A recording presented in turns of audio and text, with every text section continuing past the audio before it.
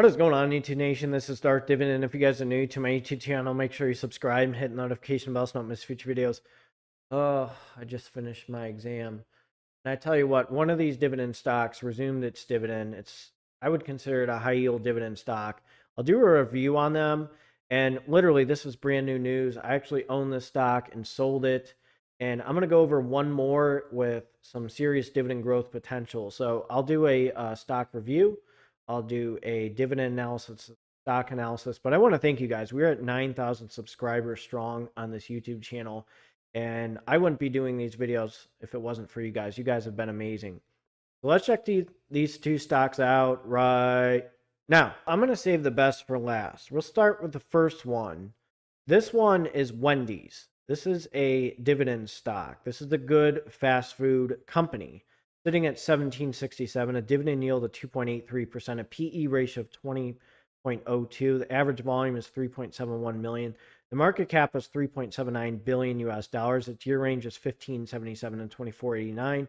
Day range was 1752 to 1820, and its previous close was $18. So at one point, these guys were in line with the S&P and beating the S&P. Now, McDonald's is a lot more expensive. QSR is a lot more expensive. These guys are a little bit on the cheaper end. And again, diversification is very important with your dividend portfolio. The Wendy's is doing very well revenue-wise. I'll go over that.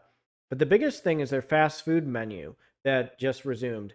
And it just started mostly. And that's becoming very popular with people who are on the go and going to fast food. I mean, just look in the line of Wendy's or McDonald's and see how busy people are all the time. Arby's, it doesn't matter. These guys, not only are they starting to advertise on big sporting events, but they're starting to make a name for themselves. And I'm going to show you how they look map-wise and how big they are. So these guys are located in Ohio. The Wendy's company today announced its 1,000th international restaurant located in Croydon, south of London, the United Kingdom. So this is on November 16, 2021. The announcement arrives on the heels of several Wendy's global development milestones celebrated throughout this year, including the recent 400th Canadian restaurant opening in Ottawa and the 300th restaurant opening across the Asia, Pacific, Middle East, and Africa region, opening in India. The Croydon restaurant is Wendy's fourth company restaurant in the United Kingdom since opening in June. So right here, our 1,000th international restaurant opening marks a milestone in Wendy's and our growth plans in the United Kingdom and beyond. They founded in Ohio, Columbus, Ohio in 1969, and then they started to expand. So the company recently announced a goal, of 8,500 to 9,000 global restaurants by the end of 2025, enabling the brand to reach more customers in more places around the world. We got some information. These guys are getting bigger and they're cheap. And let's check out their revenue and dividend history. So this is in millions US dollars. 2015, it was 1,870. 2016, 1,435. 2017, 1,223. 2018, 1,589. 2019, 1,709. 2020, 1,733. And 2021, 1,896. So again, the one thing that's exciting is these guys are expanding like crazy and they're getting bigger. So the more places they have, hopefully the more revenue they generate. And again, this is not financial advice for entertainment purposes, only disclaimer in the description. But these guys are starting to make a name for themselves. And they're not just McDonald's. They're not just Arby's. They're not just Burger King. They're not just Taco Bell. They're Wendy's. They have a breakfast. They have pretty good burgers. Don't get me wrong. I really like their burgers. Well, let's check out their dividend history.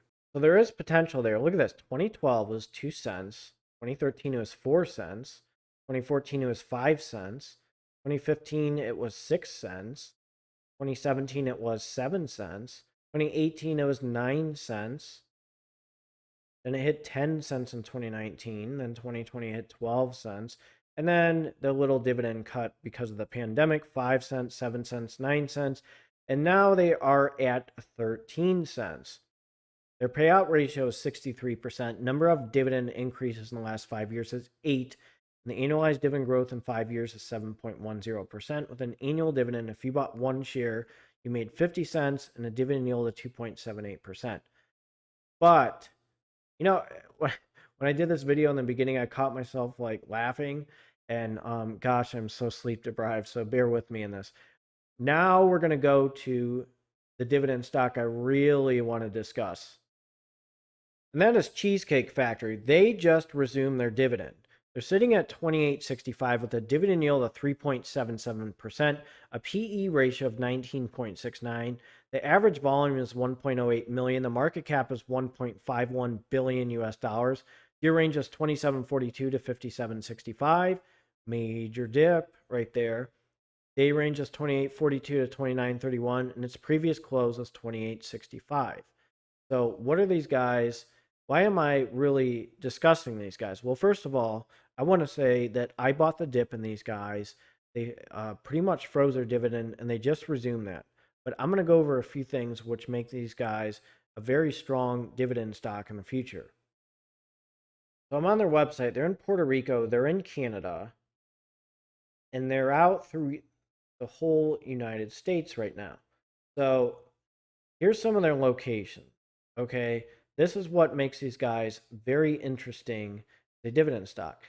I've been to Cheesecake Factory before. I love their cheesecake. And this is a very popular spot for many people to stop by. They have a pretty good menu, and they're a restaurant. They're well diversified.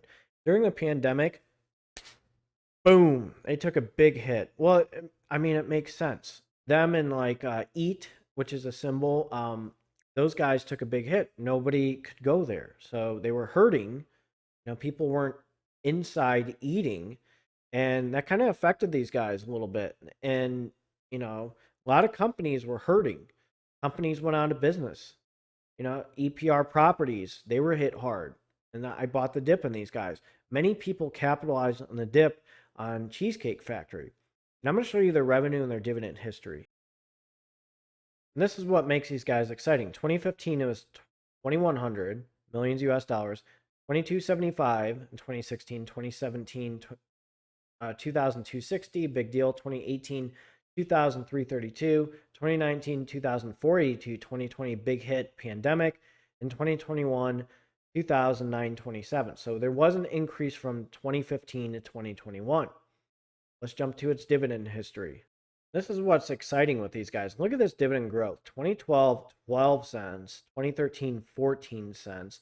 Then they hit 17 cents. Then 2015, 20 cents. 2016, 24 cents. 2018, 29 cents.